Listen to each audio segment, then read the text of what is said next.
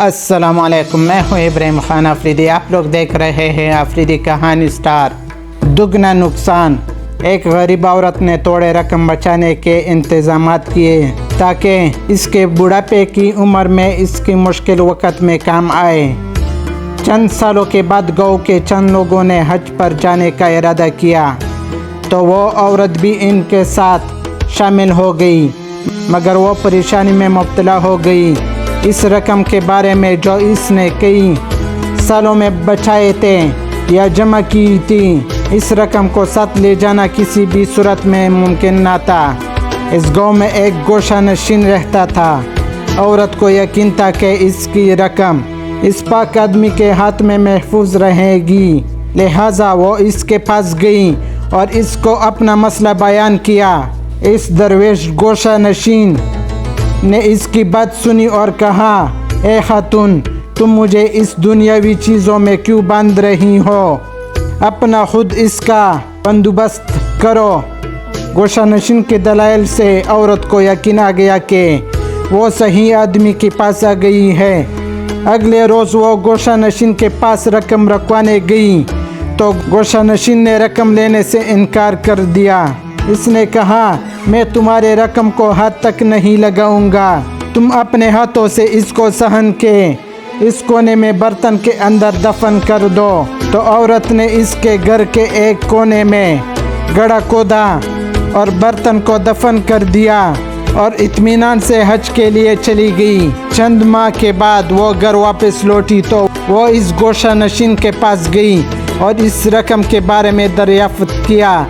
तो इस गोशा नशीन ने कहा, मुझे आपकी रकम के साथ कोई सरोकार नहीं, आप इसको खुद तलाश करें। औरत इसके घर के कोने में गई, इस जगह को खोदना शुरू किया, मगर वो वह बर्तन ना पाकर बड़ी अफसरदा हुई। वो यकीन न करती थी कि इसकी मेहनत की कमाई ज़ाया हो जाए।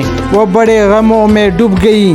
बहरहाल इसने गोशा नशीन को नुकसान के बारे में कुछ ना बताया, क्योंकि इस दरवेश ने पहले ही औरत को आगाह कर दिया था कि इसको इसकी दौलत के साथ कोई सरोकार नहीं है।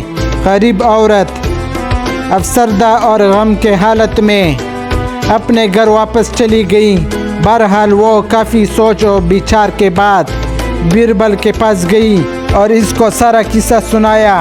बीरबल ने बड़े गौर से इसकी बात सुनी और इसको अगले रोज़ आने के लिए कहा। इस दौरान बीरबल ने अपने नौकरों में एक नौकर को कीमती हीरो का डब्बा भी दिया और इसे कहा, तुम इस गोशा नशीन के पास जाओ और इसको बताओ कि ये जौहरात तुम्हारे भाई ने दिए हैं जो कि गैर मुल्क में गया है। आखिर में इससे कहना कि अब इन कीमती जौहरात को अपने पास रख लो। इसके बाद बीरबल ने इस औरत को बुलाया और इससे कहा, जब तुमको कोई पेहम रसा मिले और गोशा नशीन बातों में मसरूफ हो तो इसकी झुंपड़ी में दाखिल हो जाओ और इससे अपने रकम का मुतालबा करो।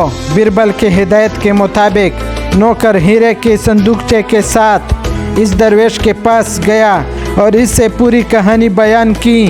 पहले तो इस दरवेश ने अपने पास जौहरात रखने से इनकार कर दिया।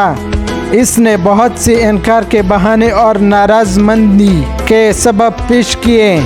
इसी वक्त जैसा कि पहला फैसला हुआ था, वो औरत वहाँ पहुँची और इसने अपने रकम का मुतालबा कर दिया और दरवेश इसको देखकर खौफज़दा हो गया कि अगर नौकर को इसकी कहानी का इल्म हो गया जो वो यकीना जौहरात का संदूकचा गुम कर दिया गया, लिहाजा इसने औरत से नरमी से बात की।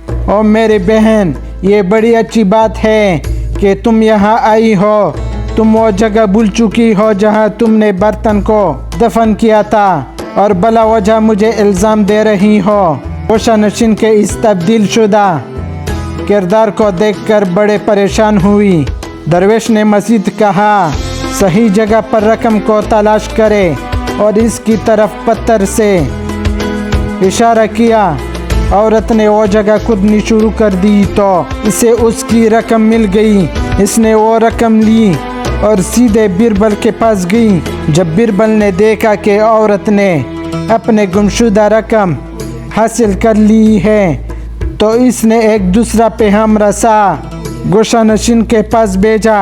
پیغام رسا فوری طور پر اس کی جھونپڑی میں گیا اور پہلی پیغام رسا کو کہا تمہارا بھائی اچانک غیر ملک سے واپس آ گیا ہے اور وہ آپ سے ملاقات کرنا چاہتا ہے۔ پہلے پیغام رسا نے کہا اب میری پریشانی دور ہو گئی ہے، اب میں چلتا ہوں، اور جوہرات کی صندوقچی کو وہاں سے اٹھاتے ہوئے جھونپڑے سے باہر نکل گیا۔ اب تک کے لیے اتنا ہی۔ آفریدی کہانی اسٹار چینل کو ضرور سبسکرائب کریں۔ خدا حافظ، خدا پامان۔